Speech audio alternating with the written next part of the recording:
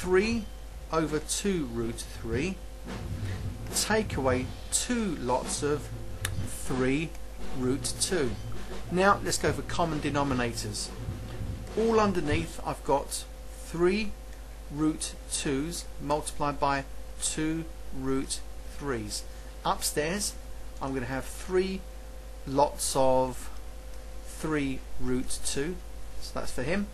Take away 2 lots of 2 root 3.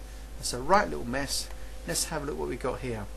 So 3 times 3 root 2, 9 root 2's. Take away, what's that? 4 root 3's. That's that sorted out. Is that correct? You go there, yes, good, I like that. Underneath I've got 3 times 2 is 6, so I've got 6 root 6's, because the root 2 times root 3 is a root 6. Okay, that's simplified. Is it rationalized? No, it's not. So now I'm going to go times root 6 over root 6 in order to get rid of that little bit there. So upstairs I have got root 6 times 9 root 2's minus 4 root 3's. I'm not sure if it's going to work out actually. And underneath I've got 6 times root 6 times root 6. Well, root 6 times root 6 is 6, and 6 6's are 36. Now I'm not sure if I can take it further than that, whether I even needed to do all of that. I've got one fraction, I've got a denominator that is rational. I'm just wondering now, if I multiply at that bracket, will I produce something that could be rationalized further? Well, I want to try it actually to see if I can go further with that, just for the fun of it. So let me have a look. I might need to go over 25 different pages to do this. So let me just multiply this out, and I'm going to work up here now. Alright, root 6 times root 2, that's root 12. So I've got 9 root 12's. Take away, well, root 6 times root 3 is root 18. Take away 4 root 18's. I'm going to divide that by 36. Is that alright? That's quite easy, isn't it? Right, how do you split up a 12? A 3 and a 4. So I've got 9 times root 4 times root 3 minus, how do you split up an 18? I've got 2 and a 9. 4 times root 2 times root 9. All over 36.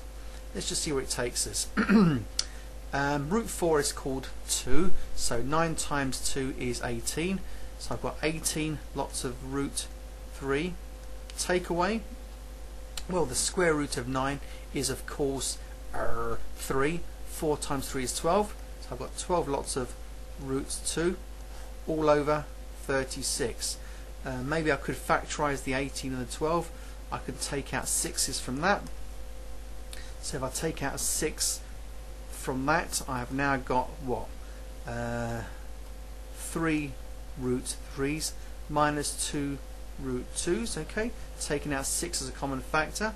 When I divide that by 36, I can see that the 6 and the 36 cancels. This is where my lovely red comes in like before. And I've got 3 root 3 minus 2 root 2 all divided by 6, and I can't take that any further. That is so simplified it hurts. It's been merged into one fraction. Not only do I not have a simpler surd underneath there, I have a number that's completely rational, and it's, you know, denominator being rationalized, and I think I was right to take it further. Now, in terms of just rationalizing the denominator, I could have stopped at that point there, but I took it further. I felt that it could have gone further, and look, it simplifies nicely all the way down to 3 root 3's minus 2 root 2's. That's quite elegant, isn't it? All over 6. And shall I stop there, or shall I do another one? I think I'll do one more if I've got time. And if I haven't got time, I'll edit the video. Okay, here we go. It says here, I've got, I was told that, again, A star, x equals root 2 plus root 3. And I've got to work out x squared. That's easy. So x squared is going to be root 2 plus root 3 multiplied by himself, root 2 plus root 3. It's not going to be very pretty, but let's just do it anyway. Root 2 times root 2 is 4. Root 4, which is 2. Oops, too quick, slow down. Root 2 times root 2, let's do it, just show the steps. Root 4. Root 2 times root 3, root 6, plus root 2, root 3 times root 2, another root 6, and root 3 times root 3 is of course the square root of 9. What have we got all together? We've got 2 plus 2 lots of the square root of 6 plus 3. All together now we've got 2 root 6's, that's that bit. 2 plus 3 is 5.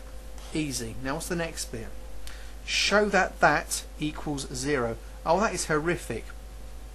Okay then, I've got to show that, and this is beautiful, and let's see if it works.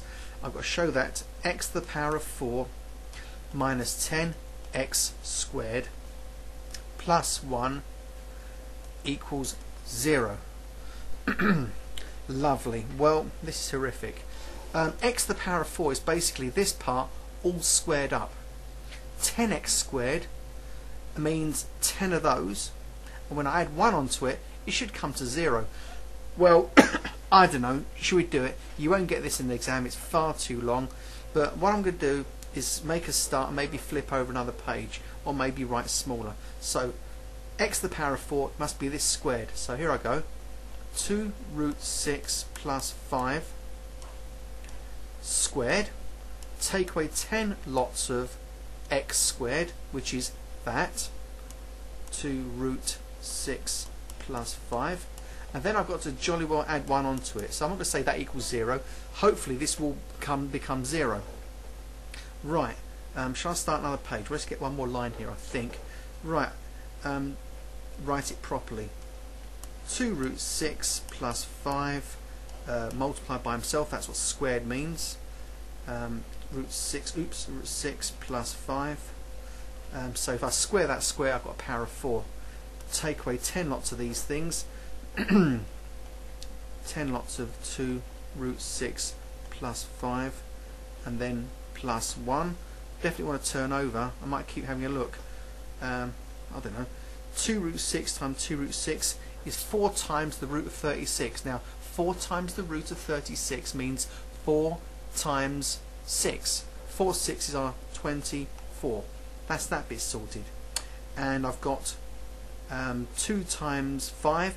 I've got 10 root 6's, and 5 times 2, another 10 lot of root 6, and 5 times 5 is 25.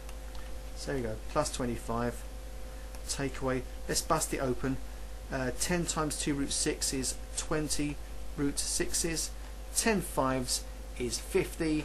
10, well, it's negative, minus 50. Minus 50 plus 1 is minus 49 so far. I've definitely run out of space. Right, let's write it again.